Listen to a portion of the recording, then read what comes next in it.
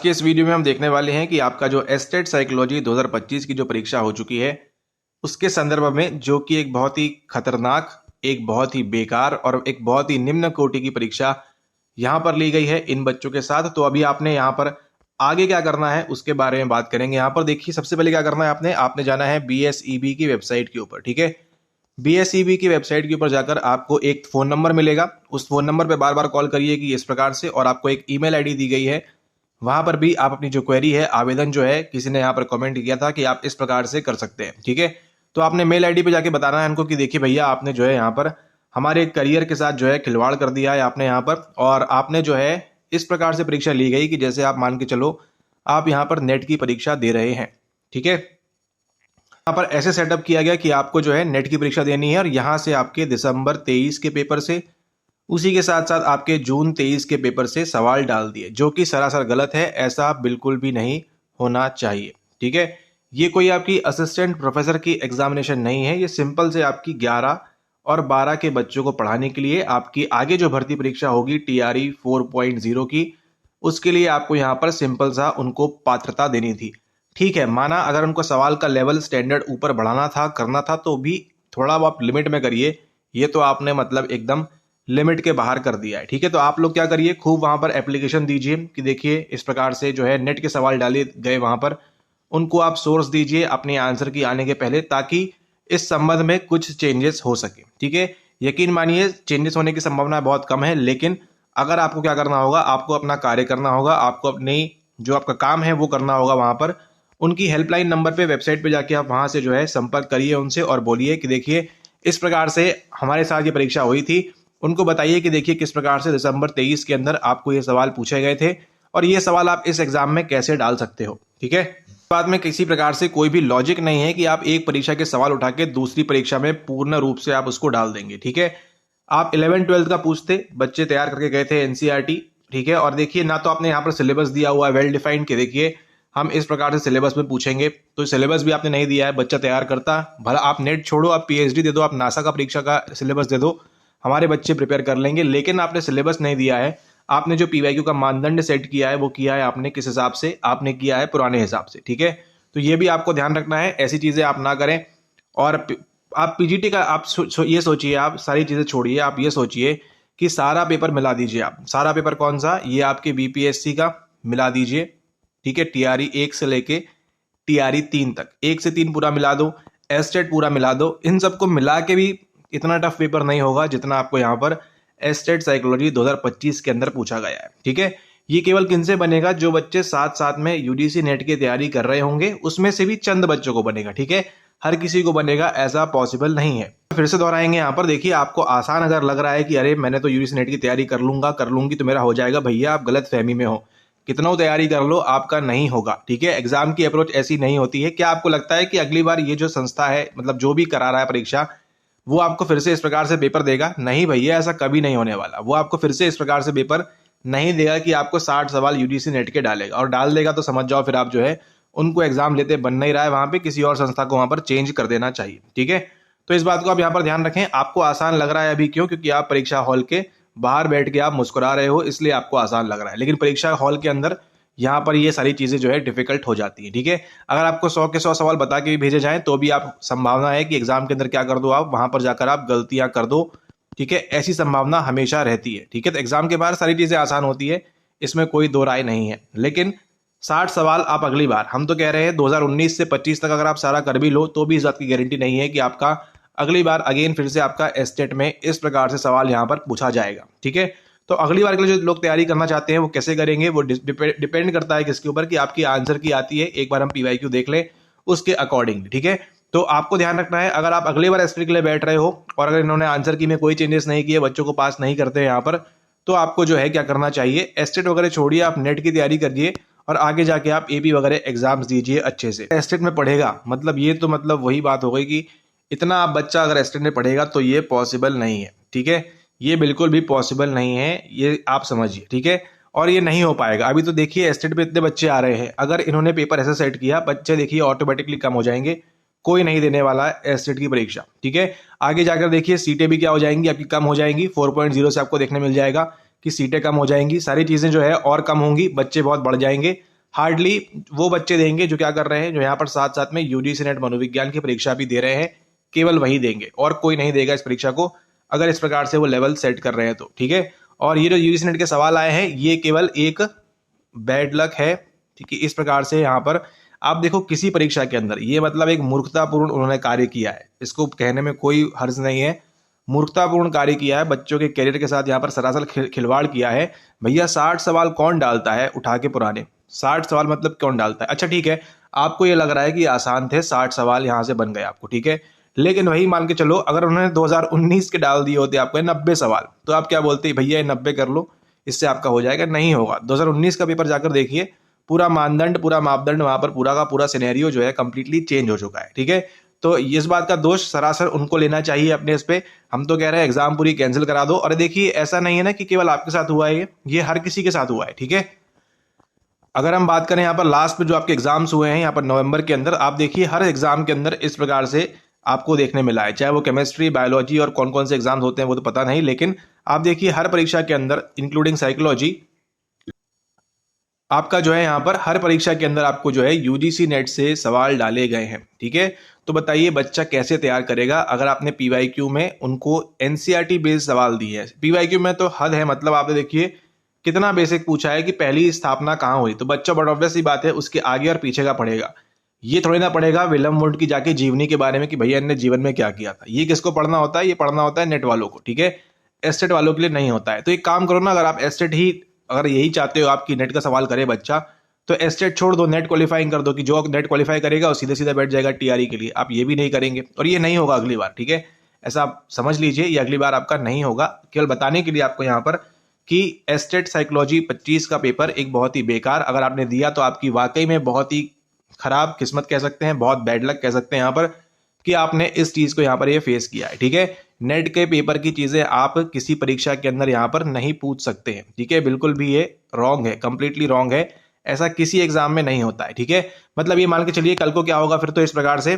ठीक है, आप मान के चलिए सिंपल सा उदाहरण देते हैं आपको, अगर आपको कोई भाई बंधु भगिनी कोई अगर आप बीपीएससी के एग्जाम दे रहा है, ठीक है, बीपीएससी का प्री होता है मेंस होता है, तो अगर बीपीएससी के प्री में, ठीक है, बीपीएससी के प्री में क्या ये संभव है कि वो जो बीपीएससी संस्था है जो भी है वो यूपीएससी के सवाल डाल दे।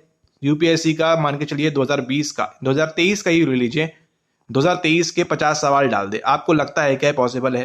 ठीक है, ये ऐसा होगा क्या? ऐसा नहीं होगा। ठीक है, यूपीएससी के 2023 के 50 सवाल बीपीएससी को डालने का इसके अंदर पूरा पूरा कोई भी हक नहीं है। ठीक है, ये हो ही नहीं सकता, प्रैक्टिकली पॉसिबल ही नहीं। सारे बच्चे जो है इसके अंदर हो सकता है कि फेल हो जाए या कोई भी ना समझ पाए, क्योंकि हर पेपर का क्या होता है, हर पेपर का आपका जो लेवल है यहाँ पर अलग अलग होता है। ठीक है, आपको उस लेवल के अकॉर्डिंगली पूछना चाहिए, नहीं तो आप बीपीएससी कराओगे क्यों?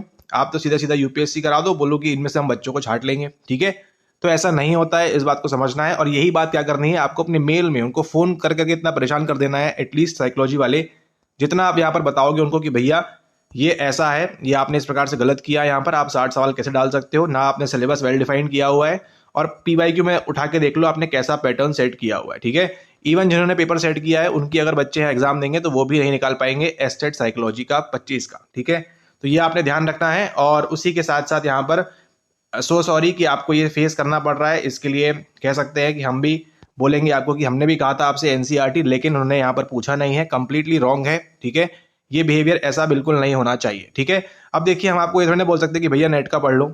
ठीक है, क्यों बोलेंगे आपको जब उसमें सवाल आ ही नहीं रहा है, 2 साल के 3 साल के पीवाईक्यू में कभी भी नहीं पूछा हुआ है, तो आपसे क्यों कहा जाएगा कि आप वो चीज करो जिसकी आपको जरूरत नहीं है। सा उदाहरण है यहाँ पे, कोई बड़ा इसमें रॉकेट साइंस नहीं है। ठीक है, कि मतलब वही बात है ना कि अगर आपको यहाँ पर बनना है ईएनटी स्पेशलिस्ट या आपको बनना है यहाँ पर डेंटिस्ट, तो आपको पूरी डॉक्टरी नहीं पढ़ाई जाती है ना कि आप पूरी डॉक्टरी पढ़ लो।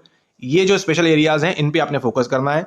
एस्टेट और बीपीएससी के लिए क्या स्पेशल एरियाज हैं वो आपके एनसीईआरटी हैं, उस पर फोकस करना है, और कुछ आपके चंद 2 4 15 20 यहाँ वहां के टॉपिक उनको आपने करना है। ठीक है, लेकिन अगर आपसे बोलें कि यहाँ पे पैर में कैसे दर्द होता है इससे पूछा जाएगा तो कैसे ये जवाब दे पाएंगे? ठीक है, स्पेशलाइजेशन वाली बात आ जाती है यहाँ पर।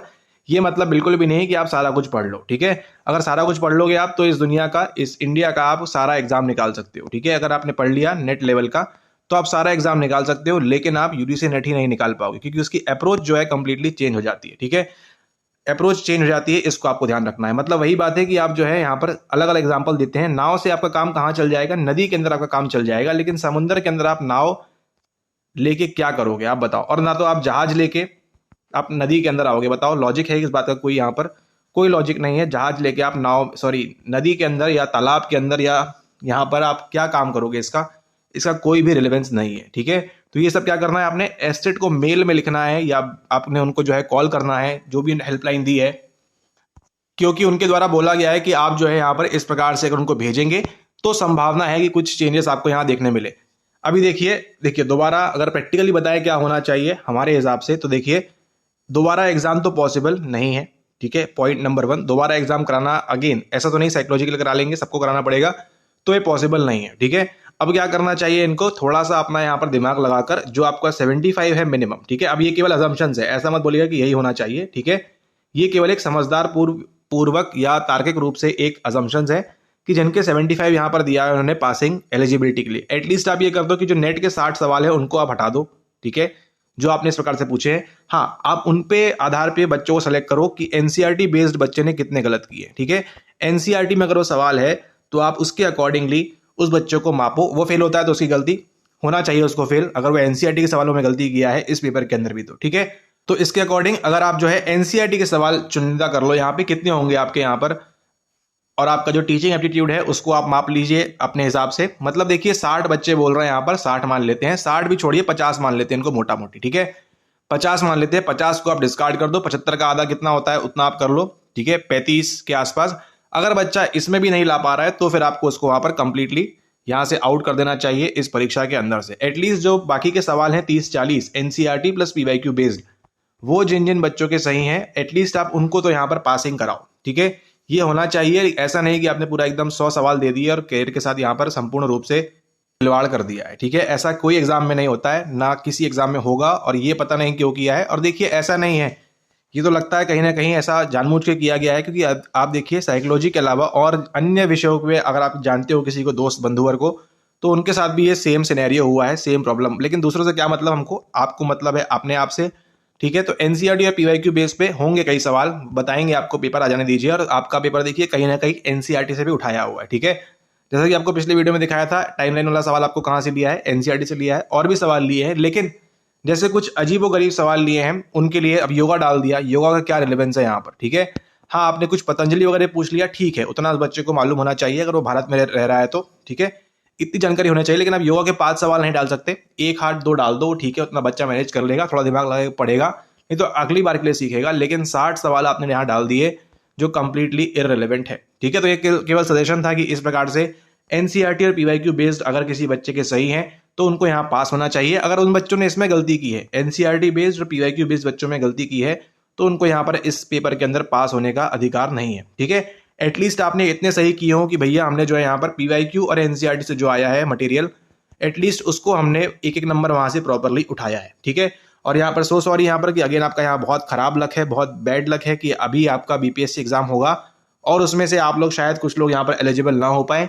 डिपेंड करेगा किसके ऊपर, कंप्लीटली इनके निर्णय के ऊपर। ये जो कमेटी है, समिति है, ये जिस प्रकार से निर्णय लेती है, क्योंकि देखिए निर्णय आपका नहीं होगा, साइकोलॉजी वाले आपको अप्लाई करना चाहिए। ठीक है, आपको अपना आवेदन, अपनी एप्लीकेशन, आपका एक फोन कॉल चाहिए। ठीक है, आपने क्या करना है, देखिए समझदारी पूर्व यहाँ पर दिमाग से काम लीजिए। देखिए ये है आप एक अपने इंडिविजुअल, ठीक है, ये है आप, आपका कर्तव्य क्या बनता है, अब आपका काम क्या बनता है कि आप जो है एक बार फोन करके बोले कि मैं XYZ फलाना व्यक्ति हूं, मैंने ये परीक्षा दी, और इस प्रकार से अपनी बातें रखें। उसी प्रकार से सेकंड चीज क्या करनी है, आपने यहाँ पर मेल भी एक छोड़ना है कि मेरा नाम ये है, ये इस प्रकार से है, और वहां पर ये ऐसा ऐसा मेरे साथ हुआ है। ठीक है, तो ये अगर आप करेंगे जितने मैक्सिमम लोग, ठीक है, अभी ऐसा नहीं है, सबको अपना इंडिविजुअल करना होगा, एक एक करने से यहाँ पर कुछ नहीं होगा, सभी को आपको जो है यहाँ पर फेलियर का रिजल्ट देखना पड़ेगा। ठीक है, लेकिन यही मान के चलिए अगर 500 बच्चों कर दे, 500 तो ज्यादा होंगे एस्टेट में, आपके 1000 बच्चे कर दे, जितने मैक्सिमम बच्चे करेंगे यहाँ पर उतना आपको वहां पर कुछ ना कुछ जरूर चेंजेस देखने मिलेगा। ठीक है, तो इसको आपको ध्यान रखना है। और बीपीएससी के अंदर भी देखिए आपके जो क्वेश्चन है चेंज होते हैं। ठीक है,